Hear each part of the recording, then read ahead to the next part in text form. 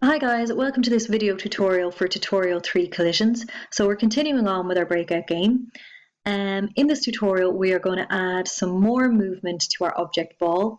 We're also going to add a collision with the paddle, so when the ball hits off the paddle it's going to bounce. And we're also going to set a score, so every time the ball hits off the paddle the score is going to increase. So let's get started. The first thing we're going to do is we're going to go back into our object ball. So I'm just going to double click on object ball. I'm going to add an event. We're going to add a collision event, so a collision with the paddle. And we're going to go to the move tab here and we're going to drag in a bounce action. So we're basically saying when the ball collides with the paddle, it's going to bounce. We're going to leave this at not precisely, because we're just working with simple shapes like a rectangle and a ball, so there's no need to do precise collisions. Also, precise collisions can be very CPU intensive, so your central processing unit. So the longer the CPU takes to process things, it could cause your game to lag. So you don't want that. You want the game to be quick.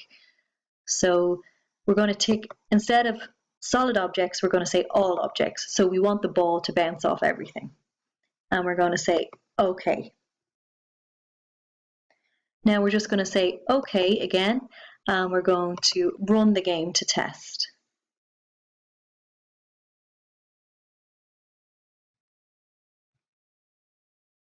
Okay, so you can see it does collide with the ball, with the paddle, but it doesn't actually bounce off that.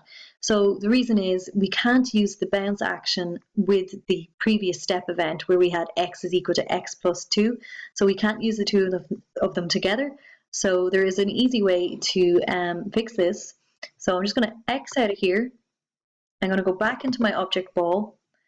This step event where we had the code x is equal to x plus 2, which caused the ball to just move to the right, we're going to delete this. So right click and delete this event. Are you sure? Yes, please.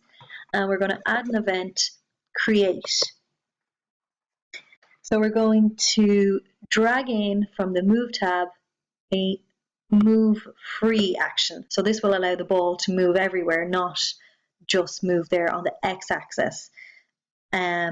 So the direction we want to move in is a random direction. So we're going to say random underscore range 45 1 3 5 and brackets. So we're saying move in a random range between 45 and 135 degrees. So the speed is going to be 8. So this is 8 pixels per frame that we're setting the speed to the speed of the ball as. So just say OK, OK, and then run your game again to test.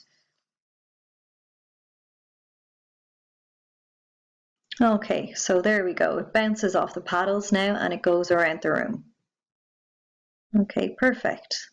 So it goes out of the room because we haven't fixed that part of the game yet, but we're going to fix that in a later tutorial. The main thing was that it bounced off the paddles, and it does. So perfect. So close that again. And we're going to go back into our object ball, and we're going to do the exact same thing here except in code. So I'm just going to right click and delete this move free, and I am going to go to the control tab and drag in a piece of code. So I'm going to say direction equals random underscore range 45 to 135 degrees, and speed is equal to 8. Oh, speed is equal to 8. So it's exactly what we did when we dragged in that move free. So I'm going to save that, and then I'm going to do the same in object paddle. Instead of saying bounce, I am going to, so this was the bounce event, at the bounce action, I'm going to cancel this, I'm going to delete this, and I'm going to drag in a piece of code and say move underscore bounce all, and set this to false. So move the ball, bounce it against all objects, and false that it's not precise. So it's not precise collision because we're just using simple shapes. So tick save and tick OK. And if you run it, it should be exactly the same, except we're just using code instead of drag and drop. Okay, perfect. So there you go. You can see it's exactly the same. It's hitting off the paddles. Perfect. And it goes out of the room. Excellent. So the next thing I'm going to do is I'm going to add a score. So every time the ball hits off the paddle, we're going to increase the score. So to do this, I'm going to go back into my object ball.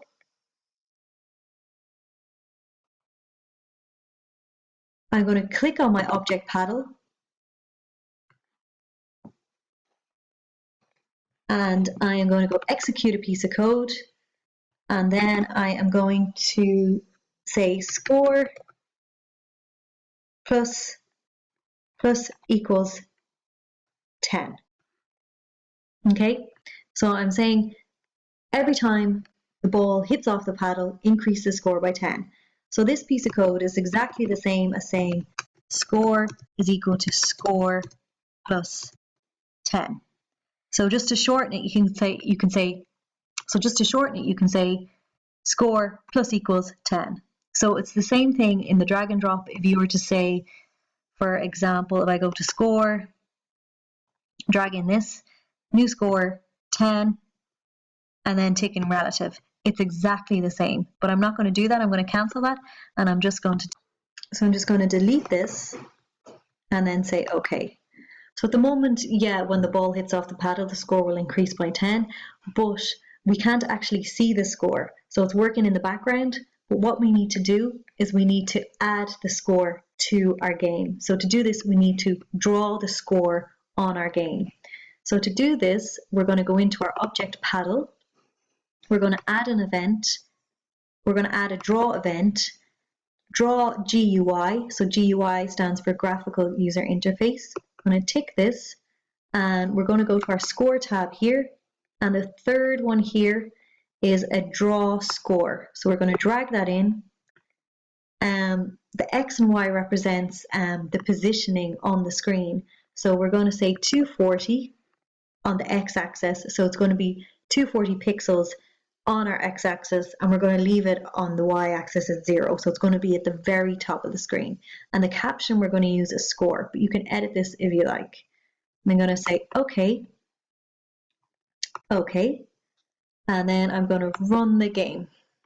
Okay, perfect. So you can see the ball hits off the paddles and the score has been written on the screen there, and it increases every time. Okay, excellent.